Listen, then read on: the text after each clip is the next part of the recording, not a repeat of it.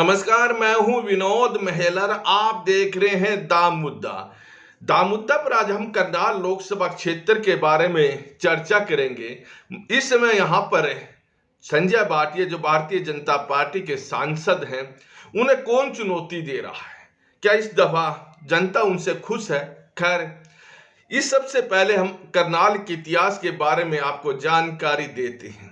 करनाल महाभारत काल से जुड़ा हुआ है और कर्ण ने इस नगर को बसाया है। हालांकि जब यह शहर ज्यादा चर्चाओं में आया, यह 1739 में आया, जब नादिर शाह ने मोहम्मद शाह को हराकर यहाँ कब्जा किया और इस शहर को विकसित किया।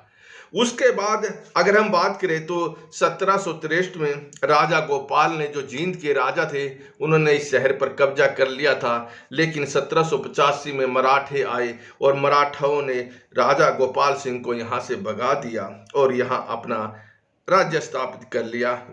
इसके बाद अगर हम बात करें तो 1805 ईस्वी में, हालांकि इसके बीच में लाडवा के राजा थे, उन्होंने भी इस करनाल पर कब्जा किया था और 1805 में यहाँ अंग्रेज स्थापित हो गए थे और अंग्रेजों ने लंबे समय तक, आपको भी मालूम है कि जो इस देश पर कब्जा रखा है। खैर, जब 1857 की प्रथम स्वतंत्रता संग्राम हुआ तो यहाँ के लोगों के एक बारे में आपको एक बात जानकारी दे दूं कि यहाँ के लोग अपनों का नेतृत्व स्वीकार नहीं करते और 1857 की जो प्रथम स्वतंत्रता संग्राम हुआ, यह बात सिद्ध भी हो गई थी। यहाँ के जो लोकल थे करनाल के, उन्होंने अपने आदमियों के नेतृत्व में 1857 के स्वतंत्रता संग्राम की लड़ाई नहीं लड़ी और तब बहादुर शाह जफर ने दिल्ली से 2 मौलवियों को भेजा और उन 2 मौलवियों के नेतृत्व इन लोगों ने स्वीकार कर लिया, लेकिन अपनों का नेतृत्व इन्होंने स्वीकार नहीं किया।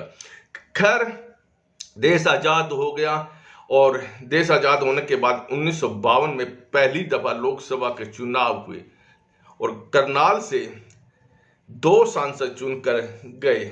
यानी 1952 में हरियाणा में 7 सामान्य सीट थी और 1 रिजर्व, और वो रिजर्व भी करनाल लोकसभा क्षेत्र से सांसद गया था।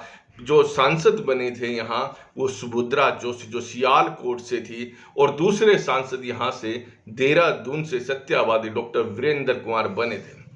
अगला चुनाव सुभद्रा जोशी ने अंबाला संसदीय क्षेत्र से लड़ा था, तब वो आरक्षित हो गई थी अंबाला संसदीय क्षेत्र। खैर, वही सुभद्रा जोशी बहुत बड़े नेता के तौर पर उभरी और बलरामपुर में जाकर उन्होंने जो अटल बिहारी वाजपेयी तक को चुनाव मैदान में हरा दिया था। खैर, उसके बाद अगर हम देखें तो यहाँ करनाल की पृष्ठभूमि देखिए बड़ी दिलचस्प रही है। यहाँ से सुषमा स्वराज ने भी 3 चुनाव लड़े, 1980 का, 1984 का और 1979 का, लेकिन तीनों चुनाव वो हार गई।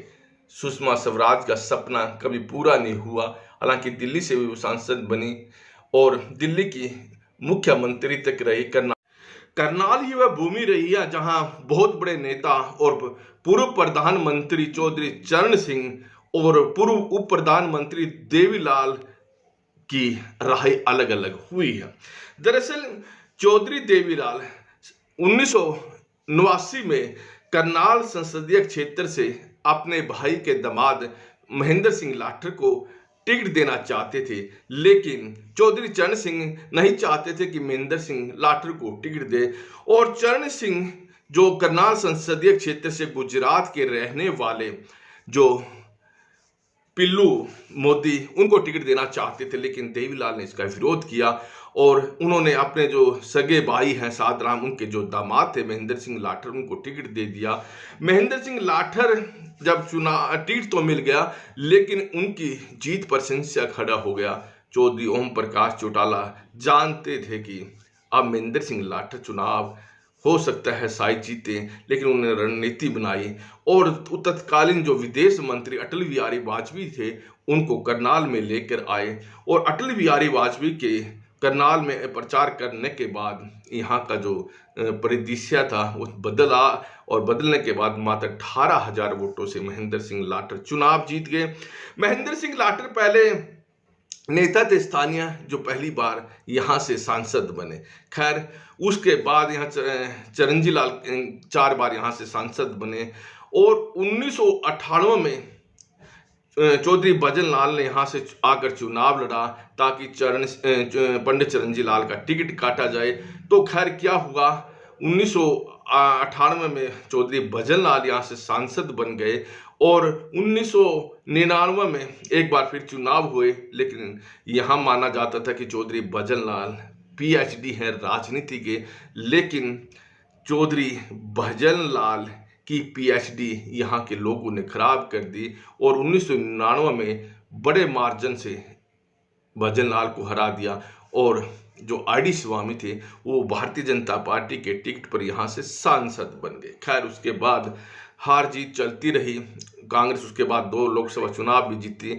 जहाँ तक की बात करें हम 2019 की, यहाँ से जो सांसद हैं वो संजय भाटिया हैं, पहले प्रदेश महामंत्री भी रहे भारतीय जनता पार्टी के, यहाँ से बहुत बड़े मार्जिन से सांसद बने। खैर अगर हम अब की बात करें तो संजय भाटिया यहाँ से सांसद जरूर, लेकिन लोगों की जो उम्मीद थी उस पर खरा नहीं उतरे और जो उम्मीद लोग लगाए बैठे थे कि लोकल सांसद हैं कुछ काम करेंगे, क्योंकि करनाल के अंदर पानीपत भी करनाल के अंदर है और पानीपत के वो रहने वाले हैं। हालांकि महेंद्र सिंह लाठर को छोड़ दिया जाए तो यहाँ अब तक बाहर के लोग सांसद बनते रहे हैं, लेकिन लोग संजय भाटिया के कामों से खुश नहीं हैं।